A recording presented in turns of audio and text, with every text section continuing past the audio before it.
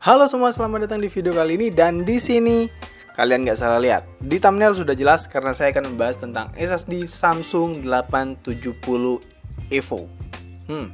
Ini SSD yang banyak sekali orang bilang SSD yang terbagus katanya.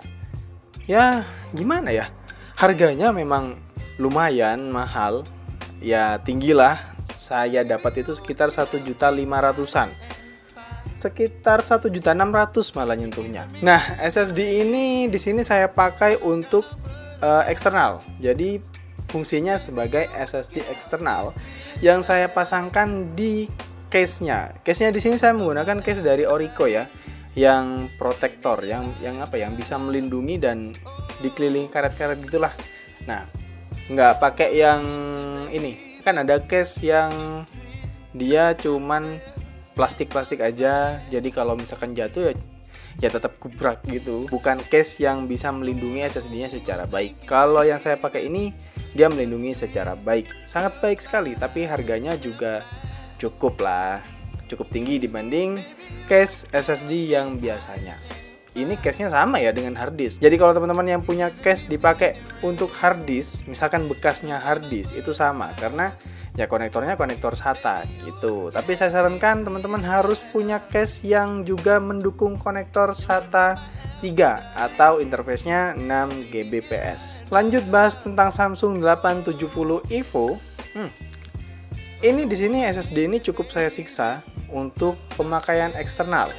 Saya nggak perlu ya menjelaskan tentang Samsung itu apa, perusahaannya di mana, dari mana, bla bla bla, semuanya saya nggak perlu menceritakan itu karena teman-teman sudah pasti tahu dan pasti paham apa itu Samsung.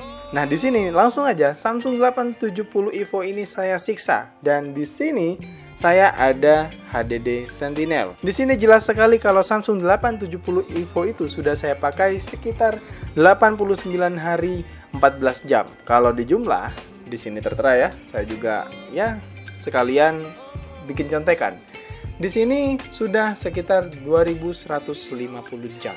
Jadi SSD ini sudah saya pakai segitu lamanya. Dan teman-teman perlu tahu garansi dari Samsung 870 EVO itu adalah 5 tahun. Ini lama loh, karena kebanyakan atau bisa saya bilang rata-rata SSD yang beredar di pasaran itu menggunakan garansi hanya 3 tahun aja. Sorry, teman-teman jangan salfok sama ini ya, karena ini ya juga SSD nih. Ada OSCO dan juga ada Ramsta. Nah, videonya akan tayang setelah video ini tayang.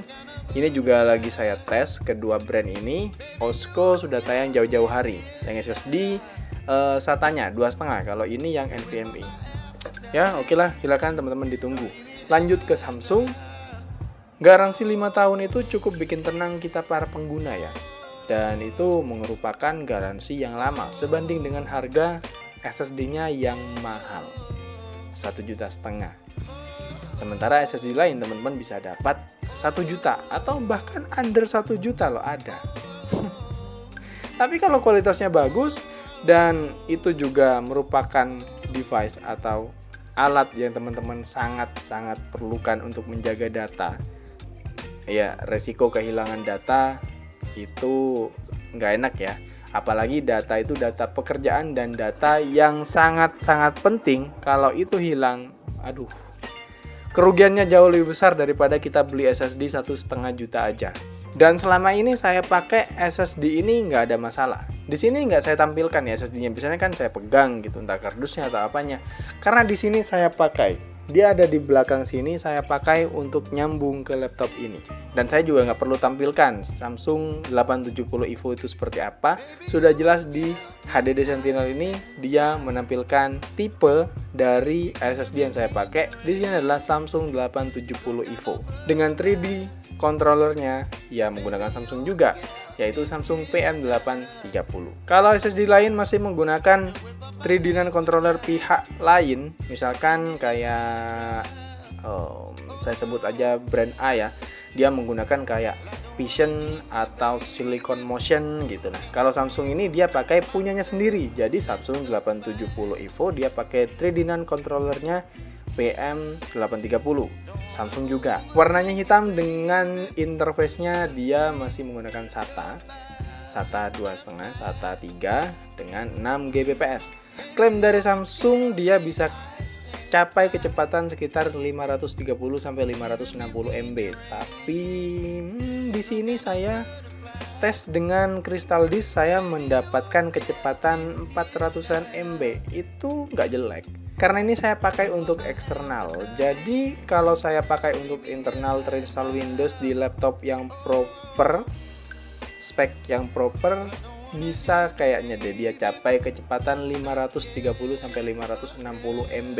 Saya yakin brand seperti Samsung nggak mungkin asal tulis. Dia pasti sudah pernah melakukan pengetesan berapa sih maksimalnya SSD yang dia produksi itu mencapai kecepatan maksimalnya. Kalau brand lain mungkin saya masih agak sedikit ragu dengan mereka tulis kecepatannya sampai 550 MB misalkan.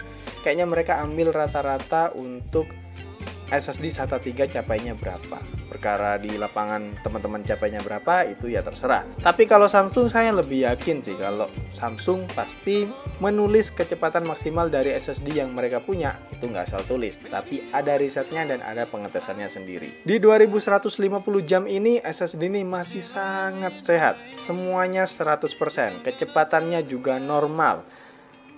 Proses copy data, tulis data semuanya sudah sampai di 15 tera atau 15.000 giga. Itu banyak loh, bukan sedikit gitu. Kalau teman-teman masih pakai di 1 tera atau 1 tera ke bawah, itu masih baru-baru awal.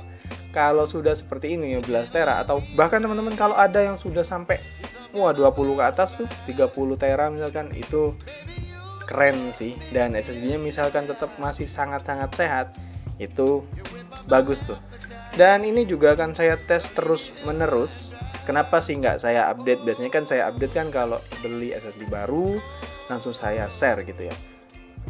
Saya berpikir kalau Samsung 870 EVO saya share waktu dia masih baru, kayaknya itu basi deh. Karena pasti banyak teman-teman yang sudah bahas tentang SSD Samsung 870 EVO, ya kan? Kalau SSD seperti ini, dua ini kan sedikit sekali yang bahas ya. Jadi saya bahas ini dari barunya. Kalau Samsung mas sudah banyak, teman-teman ketik aja Samsung 870 EVO pasti banyak sekali yang keluar. Samsung 870 EVO yang saya pakai ini varian yang 1 tera ya. Kalau bicara SSD yang segitu mahalnya, teman-teman nggak perlu ragu tentang build quality-nya. Karena ya Samsung pasti mikir itu juga. Makanya build quality dari Samsung 870 EVO itu metal, full metal, bener-bener solid, nggak perlu diraguin lagi. Itu benar-benar hal yang memang seharusnya Samsung berikan untuk SSD dengan harga segini. Saya rasa saya nggak perlu bahas terlalu panjang kali lebar lagi karena ini pengalaman saya menggunakan Samsung 870 EVO.